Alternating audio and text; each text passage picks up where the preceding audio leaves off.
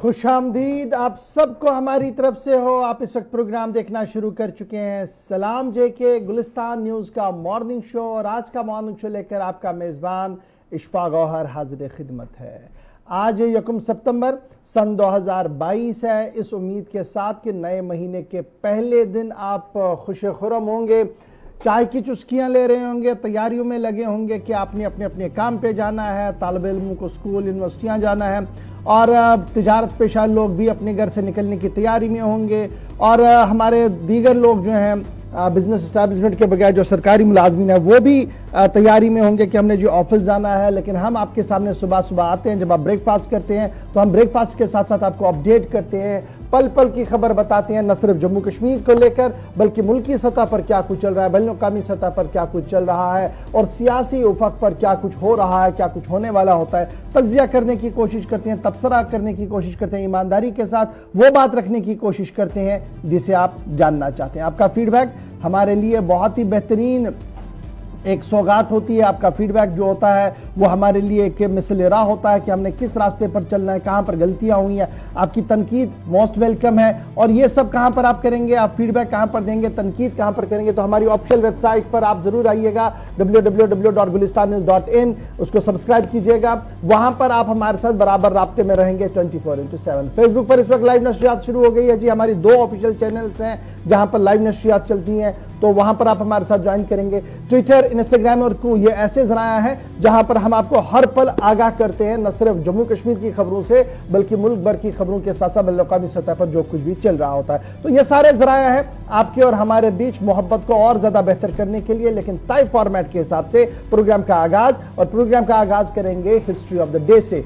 सितंबर के महीने में एक एक करके क्या कुछ हुआ है, पहले दिन की कहानी बताएंगे आपको आसिफ रशीद, दिल्ली स्टूडियो में मेरे साथ मौजूद है। बहुत बहुत शुक्रिया आसिफ।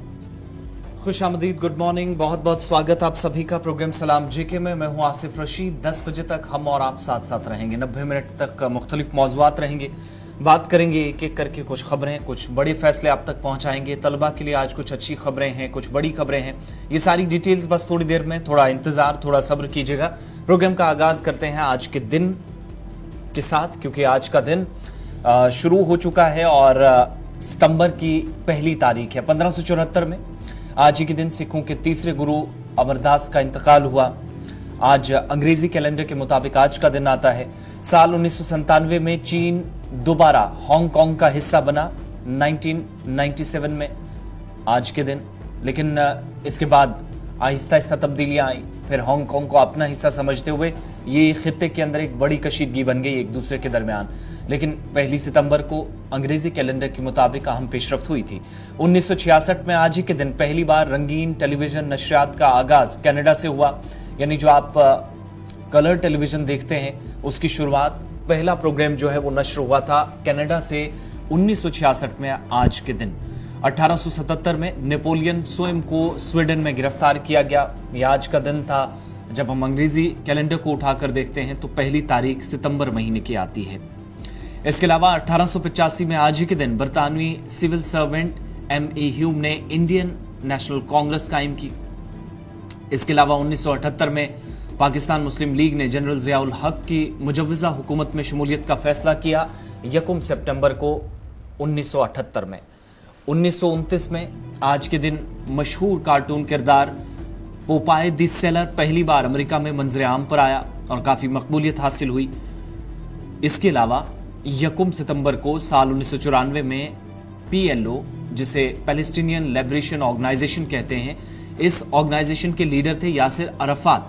उनकी 27 साल जलावतनी जो खत्म हुई, इसके बाद पहली बार गजा आमद हुई और पुरतपाक इस्तकबाल गजा पट्टी के अंदर उनका किया गया। लेकिन खित्ते के अंदर कशीदगी आज के वक्त में भी जारी है और यासिर अराफात भी एक ऐसा फैक्टर रहे हैं जिन्होंने एक तवील मुद्दत तक यहाँ जंग लड़ी है इजरायली फोर्सेस के खिलाफ।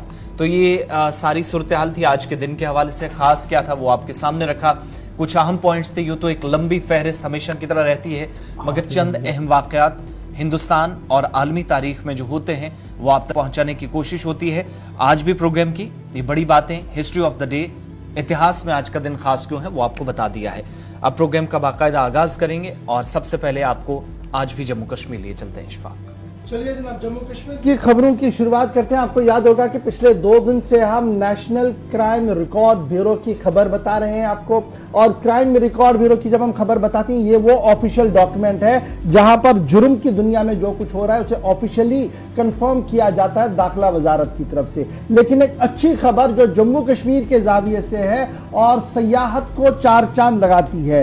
नेशनल क्राइम रिकॉर्ड ब्यूरो की ताजा रिपोर्ट बापत साल 2021 जो सामने आई है, उसमें जम्मू कश्मीर को यह तमगा इम्तियाज हासिल हुआ है कि जम्मू कश्मीर यूनियन टेरिटरी तमाम तर सयाहों के लिए बेहतरीन डेस्टिनेशन है। यहां पर सेफ डेस्टिनेशन इसे करार दिया गया है। ये टाइटल मिला है जिन्हें एनसीआरबी की रिपोर्ट के अंदर जो साल 2021 के अंदर सामने आई है। एनसीआरबी की ताजा रिपोर्ट के मुताबिक कोई भी क्रिमिनल इंसिडेंट जम्मू कश्मीर के अंदर रजिस्टर नहीं हुआ है। साल 2021 के दौरान सयाहों के साथ, चाहे वो मुल्की सयाह हो या गैर मुल्की सयाह हो, यानी फॉरेन टूरिस्ट हो या लोकल टूरिस्ट हो, जम्मू कश्मीर जब भी वो आया है उसे मेहमान नवाजी से नवाजा गया है।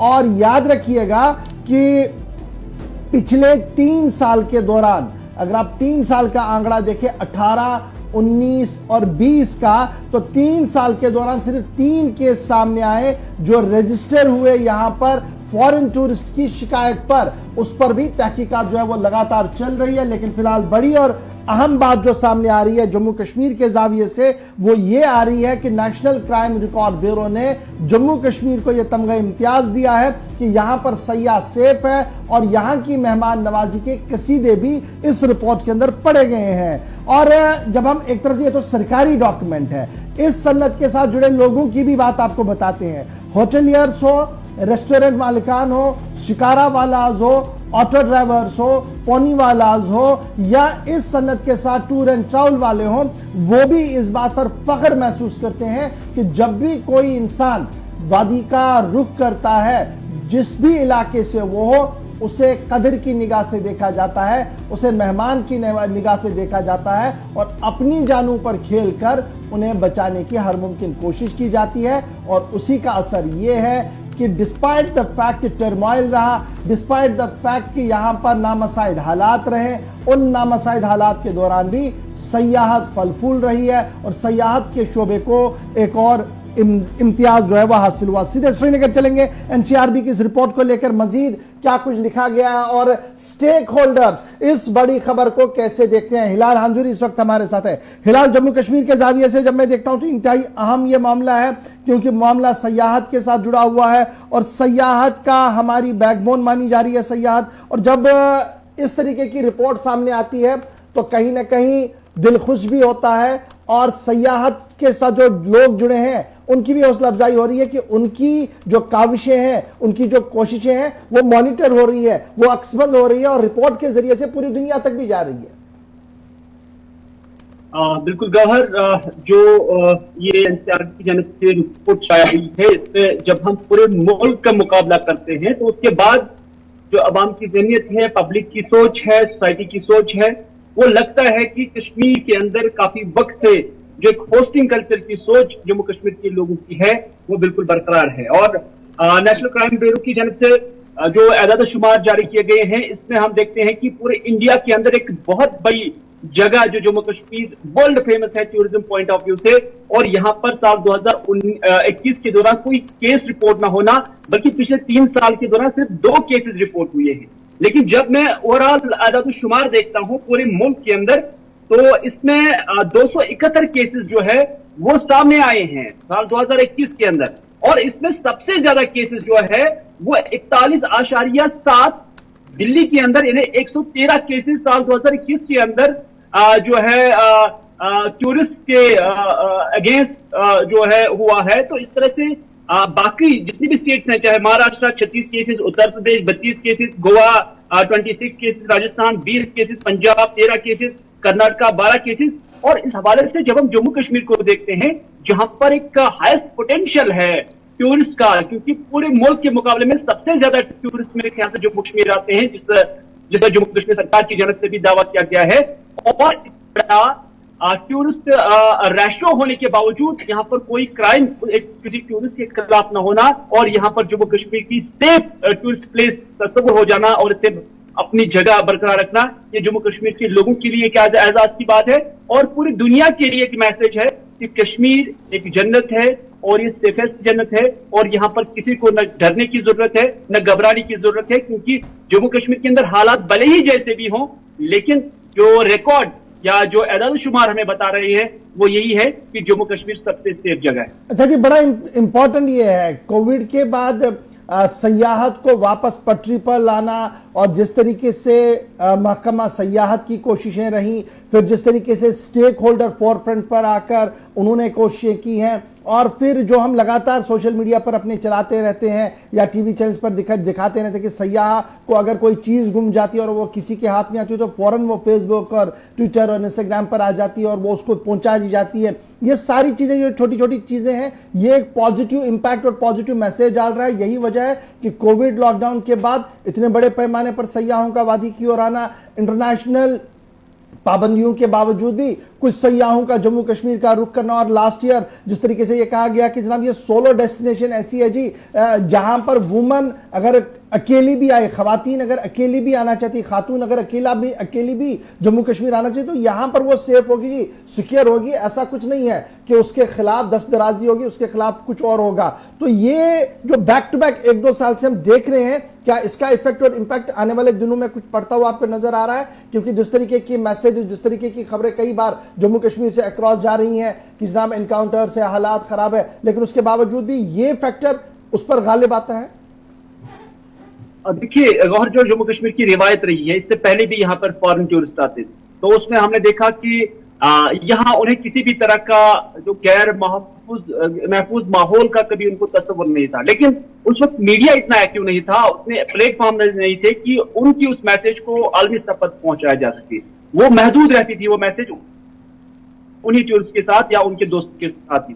लेकिन आज की डेट में जब हम देख रहे हैं कि इस तरह की अच्छी अच्छी चीजें सामने आ रही है और इसमें अब डिजिटल प्लेटफॉर्म से एक अच्छा रोल अदा कर रहे हैं, डिस्पाइट कि जम्मू कश्मीर एक स्टोरेज इलाका है, इसके बावजूद कि यहाँ पर आए रोज एनकाउंटर होते हैं, लेकिन इसके बावजूद हम देख रहे हैं कि अब जो पॉजिटिव मैसेज है वो अपनी जगह पूरी दुनिया के अंदर बना रही है। जो पॉजिटिव चीज जम्मू कश्मीर के लोगों की है, जो यहाँ की डीएनए में यहाँ के लोगों के हैं, वो पूरी दुनिया उसको एक्सेप्ट कर रही है। और आज जो नेशनल क्राइम रिकॉर्ड की जानब से जो एजाद शुमार दिए गए हैं वो इस पर मुहर सब कर रहे हैं कि जम्मू कश्मीर के लोग का डीएनए अच्छा है इस एतबार से कि ये वेलकमिंग है, ये होस्टिंग कल्चर का पार्ट है और यहाँ पर हर कोई इंसान जो है महफूज है और इसका फायदा पूरी दुनिया के अंदर लोग उठाना चाहिए और उसका डायरेक्टली फायदा जो होगा वो यहाँ की सयाहत इंडस्ट्री को होगा, क्योंकि उससे एक पॉजिटिव सिग्नल जो है वो बाहर जाता है और इससे एक टूरिस्ट का एतमाद जो है हासिल करने में एक बहुत बड़ी मदद मिल सकती है। बहुत बहुत शुक्रिया हमारे साथ हिलाल ज्वाइन करने के लिए। और सयाहत का शोबा और एनसीआरबी की रिपोर्ट कि जम्मू कश्मीर रियासत जो रही है और मौजूदा यूनियन टेरिटरी जो है यहां पर सयाह महफूज है, स्पेशली इंटरनेशनल टूरिस्ट। एक आधा केस छोड़कर जो रजिस्टर किया गया था उसको छोड़कर आप देखेंगे बाय एंड लार्ज यहां पर सूरत हाल बेहतर बताई जा रही है। बढ़ते हैं जी आगे। जरा बात तब भारत और चीन के अफवाज के बीच मुलाकात और मीटिंग की भी करते हैं, क्योंकि ये अपडेट भी आपको होना चाहिए कि लद्दाख के अंदर भारत और चीन आमने सामने हैं। लाखों की तादाद में अफवाज एक दूसरे के आमने सामने हैं और कई बार मुज़ाकरात भी हुई हैं। भारत चीन के दरमियान रात देर गए एक और मुज़ाकरात हुई और मशरकी लद्दाख में फौजी जर्नलों की हुई है मीटिंग। इस तरीके की बातें सामने आ रही हैं और इलाके में सिक्योरिटी के हवाले से तरफैन के बीच मुज़ाकरात हुई हैं। 16 बार अब तक हुई थी और ये 17वीं बार था जब गुफ्तगू बीच में हुई है। भारत और चीन ने मेजर जनरल लेवल के रैंक की बातचीत हुई है, यानी मेजर जनरल रैंक के अफसर आपस में मिले हैं और जो वहां मकामी अमन कानून की सूरत हाल है और जो वहां पर खलीश पैदा हुई है उस सूरत हाल को किस तरीके से इज़ आउट किया जाए, फौजी इनखला चीन का कैसे हो, इस तमाम मामले पर गुफ्तगू की गई है। चीन के पीएलए भी अब दूसरी तरफ से यह खबर भी है कि चीन का जो अफवाज है पीएलए जो है वो कंटिन्यूअसली कंस्ट्रक्शन एक्टिविटीज कर रहे हैं। दूसरी खबर में हम आपको जरूर वो बताएंगे। फिलहाल खबर यह है कि चशूल भारत और चीन के दरमियान चशूल सेक्टर के अंदर जो एयर स्पेस वायलेशन गुज़श्ता दिन हुई थी उसको देखते हुए ही ये मीटिंग बुलाई गई थी। और इस मीटिंग के बाद अगरचे भी सरकारी तौर पर न तो वजारत दिफा की तरफ से कोई बात सामने रखी गई है और ना ही वजारत खारजा ने कोई वजाहत इसमें रखी है, लेकिन हमारे जो जराया बता रहे हैं कि रात देर गए मीटिंग मुकम्मल हुई है और उस मीटिंग के अंदर जो अहम डीबीओ डायरेक्शंस डीबीओ डिस्कशंस हुई हैं उन सारे मामलों पर डिस्कस किया गया है कि आगे पेशरफ्त कैसे होगी, आगे क्या कुछ करना होगा। हमें इंतजार होगा ऑफिशियल वर्डिक्ट का, यानी 17वीं दौर की लेफ्टिनेंट जनरल रैंक के अफसरों की मुलाकात हुई है। रात देर गए चशूल सेक्टर के अंदर यह मुलाकात हुई है, जिस तरीके की इब्तिदाई खबरें आ रही हैं, और चशूल में ही जो एयर स्पेस वायलेशन गुज़श्ता दिनों हमने आपको इसी प्रोग्राम में अपडेट किया था, उसको देखते हुए इस मीटिंग को इंतहाई अहम माना जा रहा है। तो ये एक पहलू है जी खबर का। अब खबर का दूसरा पहलू हम आपको बताते हैं। ये तो हमारी साइड से मीटिंग्स की खबरें आ रही है, लेकिन सरहद पार क्या कुछ चल रहा है। खबर यह है कि एलएसी पर जहां एक तरफ से तातुल बरकरार है, भारत सरकार का अपना मौक़िफ़ सबके सामने है, वहीं चीन की जानिब से गैर कानूनी तौर पर तमीरात भी की जा रही हैं और कई अहम तमीरात की निशानदेही उन सैटेलाइट इमेज से हुई हैं जो थोड़ी देर में आप देखेंगे। अगरचे ये सारा मामला इस वक्त एलएसी के उस पार हो रहा है, यानी जो पेंगोंग झील के उस पार लाइन ऑफ एक्चुअल कंट्रोल के इलाके हैं वहां पर हो रहा है, भारतीय सरहद के अंदर नहीं हो रहा है। इस तरीके की बातें आ रही है। तस्वीरें आप देख सकते हैं जो सैटेलाइट इमेज इस वक्त जरा से हमारे पास भी आई हैं। ये सैटेलाइट इमेज क्या बताती हैं कि सड़क रोड भी बन रहा है, ब्रिज पुल भी बन रहे हैं, टावर खड़े कर दिए गए हैं जो भारत की सरजमीन से साफ नजर आ रहे हैं। चीन स्पीड अप कर रहा है जी इंफ्रास्ट्रक्चर अक्रॉस पैंगोंग लेक, ये जराया हमें बता रहे हैं। और चीन ने जिस तरीके से ये एफर्ट्स किए हैं कि transport infrastructure across the Pangong lake बढ़ाया जाए, ये इंतहाई तशवीशनाक है। सैटेलाइट इमेज आपके सामने है, पूरी स्क्रीन पर जरा सैटेलाइट इमेज एक बार दिखाइएगा ताकि जो माहिरीन है वो भी इस पर टिप्पणी कर सके। सैटेलाइट इमेज जो बता रही है ये बता रही है कि कई इलाके ऐसे हैं साउदर्न बैंक के अंदर जो ब्लैक टॉप किए गए हैं चीन की तरफ से, और गवर्नमेंट ऑफ इंडिया की तरफ से पहले भी इस पूरे मामले पर बरहमी का इजहार किया गया था। और एक बार फिर खबर यह है कि इस इलीगल कंस्ट्रक्शन को मुकम्मल तौर पर इलीगल माना जा रहा है और इस पर एतराज भी जाहिर किया जा रहा है। सैटेलाइट इमेज जो आप इस वक्त टीवी पर देख रहे हैं, कई नामी ग्रामी एजेंसीज के हाथ में ये सैटेलाइट इमेज आ चुकी हैं, तो हमने अपने नाजरीन के लिए सैटेलाइट इमेज रख दी हैं। ये बता रही है कि सेटअप क्या कर दिया गया जी, transport infrastructure across Pangong Tso के नियर जो एलओसी का एरिया है वहां पर कर दिया कि ट्रांसपोर्ट कैसे आगे आ सके, उसको बनाया गया है। ब्लैक टॉपिंग की गई है, नए रोड्स बनाए जा रहे हैं, कई वाइटल ब्रिज को कंप्लीट किया जा रहा है पीएलए की तरफ से रोटोंग के अंदर, और उसके साथ साथ टावर बनाया गया है जी चीन की तरफ से। और ये सारी चीजें जो हो रही हैं ये वहां पर हो रही हैं जो इंतहाई हसास इलाका माना जाता है। पिछले 2 साल से अगर आप देखेंगे भारत सरकार का एक मौक़िफ़ है इस पूरे मामले पर, भारत सरकार लगातार इस पर एतराज़ कर रही है और भारत सरकार की अफवाह यानी जो गवर्नमेंट ऑफ इंडिया का एक तरफ से डिप्लोमेटिक चैनल्स और पॉलिटिकल चैनल्स से अपना एतराज़ है, वहीं पर इंडियन फोर्सेस भी इस पूरे मामले पर गहरी नज़र रख रहे हैं। और हमारे जो जराया हैं वो लगातार ये बता रहे हैं कि पीएलए की हर कोशिश को नजरअंदाज नहीं किया जाएगा। वो जो कुछ सरहद पार कर रहे हैं इस पर गहरी नजर रखी जा रही है। दिफा वजारत को बताया जा रहा है कि अक्रॉस द एलएसी क्या कुछ चल रहा है, यानी एलएसी के उस पार क्या कुछ चल रहा है। अब ये सारी चीजें रूटीन से हटकर है। आज से 4 साल 5 साल 6 साल पहले इस तरीके की रूटीन नहीं थी। सिर्फ 2 साल के अंदर जब से लद्दाख के अंदर दोनों अफवाज आमने सामने हैं तो अब सूरत हाल ये आ रही कि इंफ्रास्ट्रक्चर डेवलप यहां पर हो रहा है। अब हमारे जो जराए हैं वो ये भी बता रहे हैं, मुझे अभी डिफेंस के कुछ लोग बता रहे थे कि सिर्फ ये जनाब आपके लद्दाख सेक्टर के अंदर नहीं है, आप अरुणाचल सेक्टर की ओर जाइए जहां जहां से आपकी चीन की सरहद मिल रही है वहां पर अक्रॉस द सरहद इसी तरीके की सूरत हाल जो वो बन रही है, जो वजारत दिफा के लिए इंतहाई तशवीशनाक बना हुआ है। और गवर्नमेंट ऑफ इंडिया भी अपने तरीके से प्लान को ब्रीफ अप कर रहा है और मजीद कुछ काम इस पर किया जाएगा। तो ये 2 बैक टू बैक खबरें हमने आपको बताई, एक जो चशूल के अंदर मीटिंग हुई लेफ्टिनेंट जनरल रैंक की, और उसके बाद PLA चीन अपनी सरहदी हदूद के अंदर क्या कुछ कर रहा है, और वो इंफ्रास्ट्रक्चर जो डेवलप हो रहा है वो इलीगल इंफ्रास्ट्रक्चर है। भारत सरकार इस पर एतराज कर चुका है, लेकिन सैटेलाइट इमेज बहुत कुछ बता रही है, शायद जिस पर गौर करना वक्त की अहम तरीन जरूरत है। कुल मिलाकर आप तीसरी बड़ी खबर की ओर आसिफ जल्दी। बिल्कुल 3 से 4 दिन पहले बयान को भी देखेंगे तो भारत सरकार की तरफ से ये भी क्लियर किया गया है इस मामले पर, क्योंकि बैक टू बैक आपको 2 खबरें बताई हैं।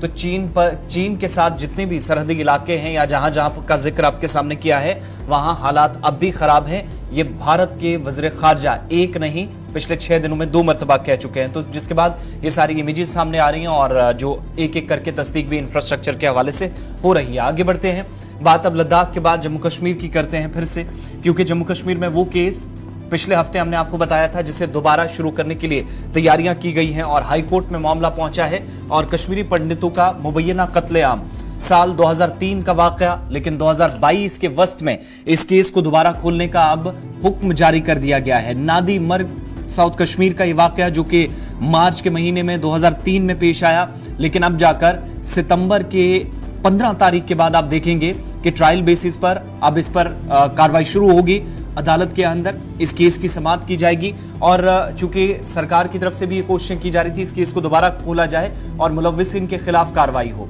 मार्च 2003 का केस जिसे ऑलरेडी बंद कर दिया गया था, इसमें मजीद कोई पेशरफ्त नहीं हुई थी। तकरीबन 15 से 18 वर्षों के बाद जम्मू कश्मीर और लद्दाख जो कॉमन हाई कोर्ट है वहां पर मामला पहुंचा है और अपने वकील के जरिए जो हुकूमत की तरफ से भी दलाइल रखे गए, जिसके बाद हाई कोर्ट की खुसूसी बेंच की तरफ से यह फैसला लिया गया है और हुक्म जारी कर दिया गया है कि इस केस पर अब ट्रायल बुनियादों पर 15 तारीख के बाद यानी इसी महीने जिसकी शुरुआत आज सितंबर की हो चुकी है, रोजाना बुनियादों पर समाअत होगी ट्रायल बेसिस पर 15 तारीख के बाद। 24 कश्मीरी पंडितों को लश्कर तैयबा के मिलिटेंटों की तरफ से निशाना बनाया गया था और मार्च 23 सन 2003 था। उसके बाद FIR हुई, FIR के बाद मामला चला, शुपियां अदालत तक चला गया और उसका क्लोजर कर दिया गया।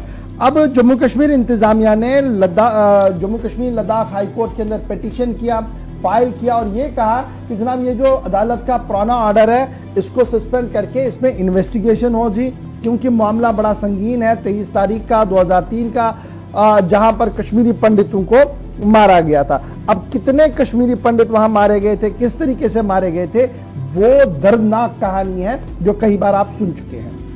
बहरहाल 52 के करीब कश्मीरी पंडित जो वहां रह रहे थे, माइनॉरिटी कम्युनिटी मेजॉरिटी कम्युनिटी के साथ वहां रह रहे थे, उन्हें अलहदा कर दिया गया।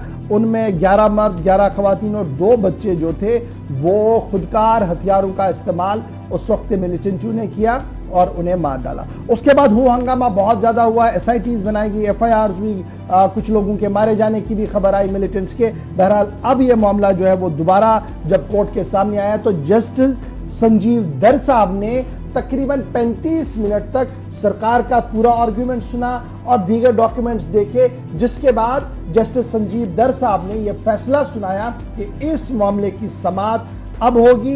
रिव्यू पिटीशन जो आया गया था डायरेक्ट किया गया रजिस्ट्री को कि जनाब 15 तारीख सन 2022 को दोबारा से इसकी सुनवाई होगी और इंसाफ उन लोगों को मिलेगा जो निहत्थे थे, बेगुनाह थे और उनका कत्लेआम किया गया था। नदीमर कश्मीर का मामला जो अब अदालत के अंदर इस वक्त चल रहा है। अब आते हैं जी आगे।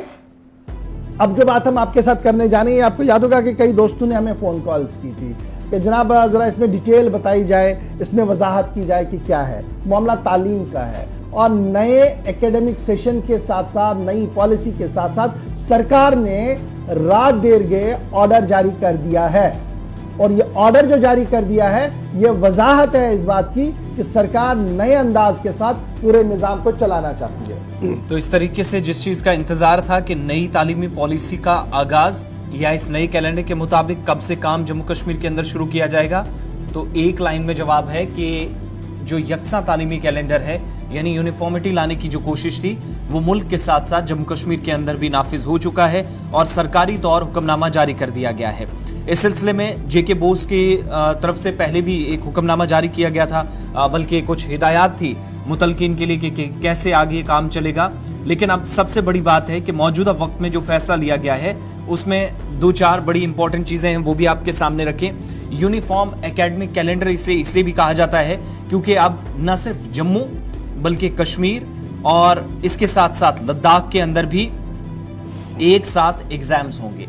मार्च का सेशन ऑलरेडी आपके सामने हम खबर डिटेल वाइज रख चुके हैं, लेकिन आपकी स्क्रीन पर जो ऑर्डर है ये सरकारी ऑर्डर है, सरकारी हुक्मनामा है। इसमें 2 तरह की चीजें हैं, वो भी जरा क्लियर कर दें।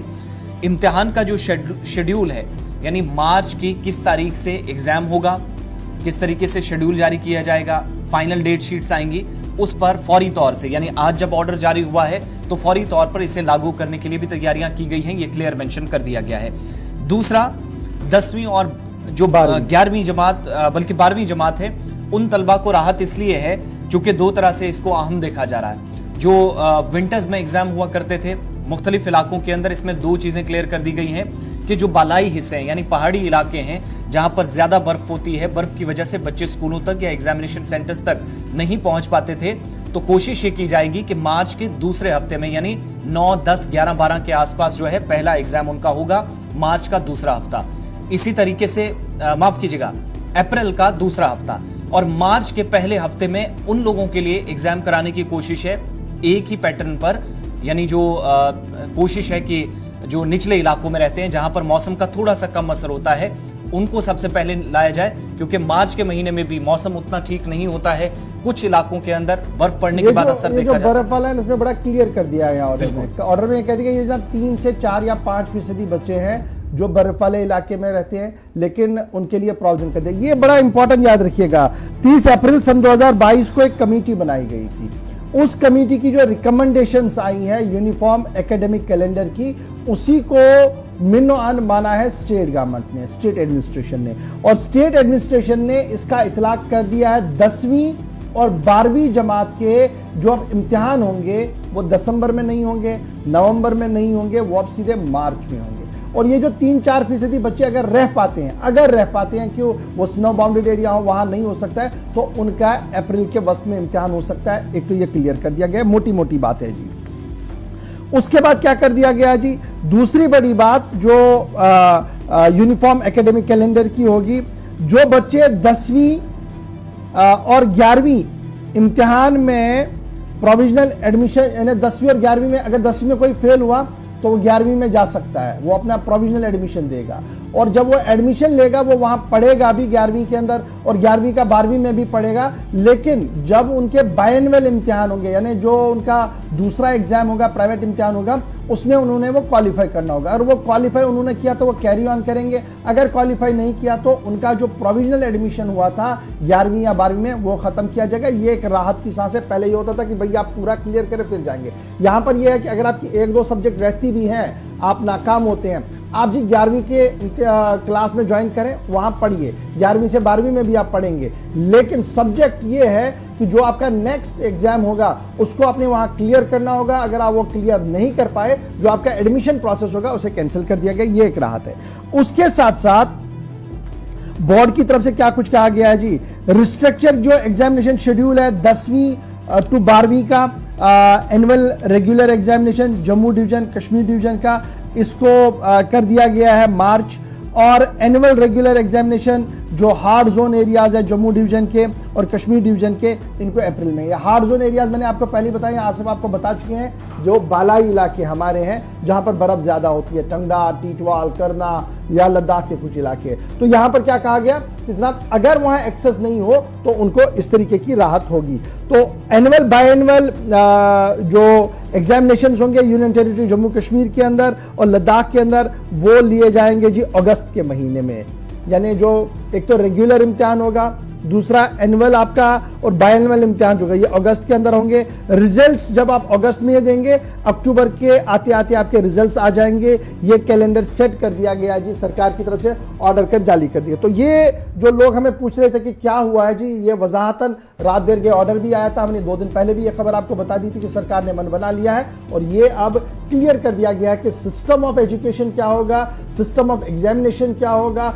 और ये भी याद रखिएगा कि सरकार ने एक और फैसला भी लिया था कि किताबें कैसे हमने पढ़नी है, कौन सी किताबें पढ़नी है, उस पर सवालात आ रहे हैं। कल भी कुछ दोस्तों की तरफ से ये पूछा गया कि जनाब state board of school education स्कूलों में जो निज़ाम चलाना चाहते हैं तालीम का, अच्छा है जी वो किताबें दें, लेकिन क्या सरकार अपने स्कूलों तक वो सारी किताबें पहुंचा पा रहे हैं कि वो प्राइवेट सेक्टर को भी इसमें लेंगे? एक सवाल ये भी पूछा जा रहा है। और दूसरा ये भी पूछा जा रहा है कि जनाब क्या हम इस पूरे निज़ाम को स्ट्रीमलाइन करने की ओर जा रहे हैं या इसको दरहम बरहम करेंगे? कुछ लोगों का अपना अपना सवाल है। बहरहाल ये सवाल मैं आपके ऊपर भी छोड़ रहा हूं कि सरकार के जो इक़दाम हैं इनसे आप कितने मुतमईन हैं और क्या कुछ करने की जरूरत है, अपना फीडबैक हमें देंगे आप। छोटा सा ब्रेक होगा, ब्रेक के उस पार आएंगे तो जरा तालीम की बात को कंटिन्यू रखेंगे और आपको बताएंगे कि एक और इम्तिहान है, रिशेड्यूल हुआ है वो इम्तिहान, लेकिन वो मुल्की सतह का है, उस पर आपको बाखबर करेंगे।